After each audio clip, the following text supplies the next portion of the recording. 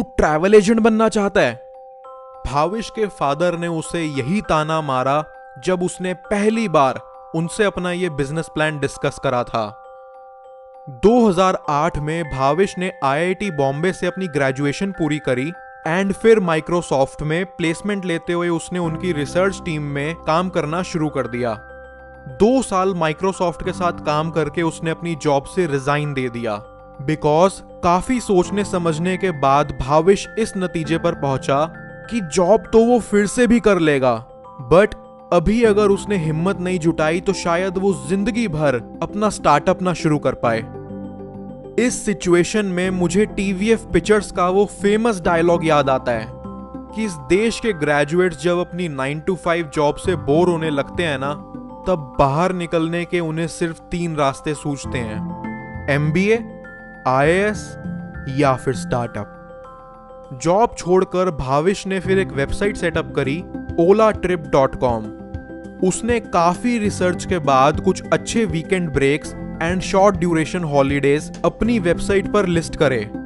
भाविश के फादर को उसके बिजनेस करने से कोई दिक्कत नहीं थी, बस उन्हें ये चिंता सताए जा रही थी कि इन सब चक्रों में कहीं उनका बेटा ट्रैवल एजेंट ना बन के रह जाए। इसलिए उन्होंने उसको सजेस्ट करा कि बेटा, तुम्हारा जॉब एक्सपीरियंस अच्छा है, अभी अगर तुम किसी ढंग की जगह से अपना एमबीए करके एक सॉलिड ट्रैक रिकॉर्ड बना लेते हो तो बाद में करते रहना ये बिजनेस। तुम्हें आखिर अभी पता ही कितना है। उसके फादर कहीं ना कहीं सही भी थे कि आखिर उसे इस इंडस्ट्री का आइडिया ही कितना था, बट स्टिल भाविश की गट फीलिंग ने उसे अभी और एक्सप्लोर करने को कहा। जब ओला ट्रिप वेबसाइट पर उसे कोई रेस्पॉन्स नहीं मिला तो वो फिर 2010 में हो रहे कॉमनवेल्थ गेम्स के स्टेडियम के बाहर पहुंच के लोगों के बीच पैम्पलेट्स बांटने लगा कि शायद वहीं से उसे कुछ क्लाइंट्स मिल जाएं। बट सुबह से शाम हो गई और वो किसी एक पर्सन को भी अपना पैकेज नहीं सेल कर पाया। फिर एक दिन क्या हुआ, जब भाविश ने बैंगलोर से बांडीपुर जाने के लिए कार रेंट करी हुई थी तो कार वाले ने आधे रास्ते में ही जाके कार रोकी और उससे पैसों का रीनेगोशिएशन करने लगा। जब भाविश ने उसे कुछ भी एक्स्ट्रा देने से इनकार कर दिया तो वो उसे बीच रास्ते में ही उतार के खुद निकल गया। पूरे दिन भाविश बस यही सोचता रहा कि इंडिया में बिना जान पहचान के किसी को भी एक डिसेंट कैब सर्विस मिलना कितना मुश्किल काम है। कुछ टाइम बाद जब वो किसी क्लाइंट को एक हॉलिडे पैकेज बेचने में लगा हुआ था तो उस क्लाइंट ने छूटते ही भाविश को बोला, नैनीताल जाना है यार, गाड़ी दिला दे। ये सुन के उसे रियलाइज हुआ कि लोगों को एक्चुअली में कहीं पर भी जाने के लिए उसकी या ओला ट्रिप की जरूरत नहीं है, अगर जरूरत है तो बस एक गाड़ी की।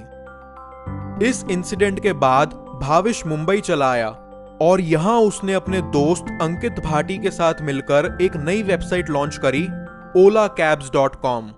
और 2010 में वो फाइनली अपनी वेबसाइट के थ्रू कार्स रेंट पर देने में कामयाब रहा। ऑनलाइन कैब्स प्रोवाइड करने के 7 से 8 महीने में ही मार्केट में ये न्यूज फैल गई कि ओला कैब्स करके कोई नया स्टार्टअप आया है जो कि लोगों की एक रियल लाइफ प्रॉब्लम सॉल्व करने में लगा पड़ा है।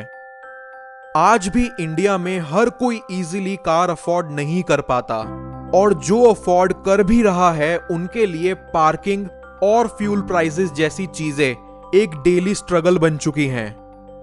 2012 के मिड में जब ओला कैब्स ने अपना मोबाइल ऐप लॉन्च करा तो लोगों के बीच उसका वर्ड ऑफ माउथ फैलते ही इन्वेस्टर्स को उसमें एक जबरदस्त अपॉर्चुनिटी दिखाई देने लगी।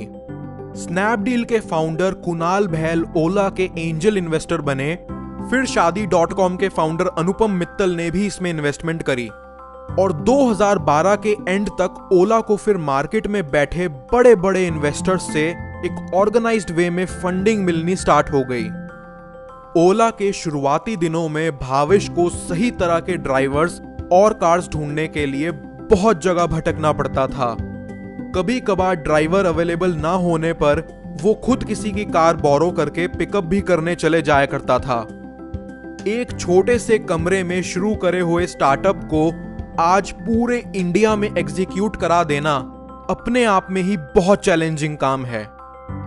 भाविश ने आज की डेट में इतना सक्सेसफुल होने के बावजूद खुद के लिए कोई पर्सनल कार भी नहीं रखी हुई है। वो खुद डेली एज अ कस्टमर दिन में 3 से 4 बार ओला कैब्स यूज करता है और अपनी राइड का फीडबैक आगे फॉरवर्ड कर देता है।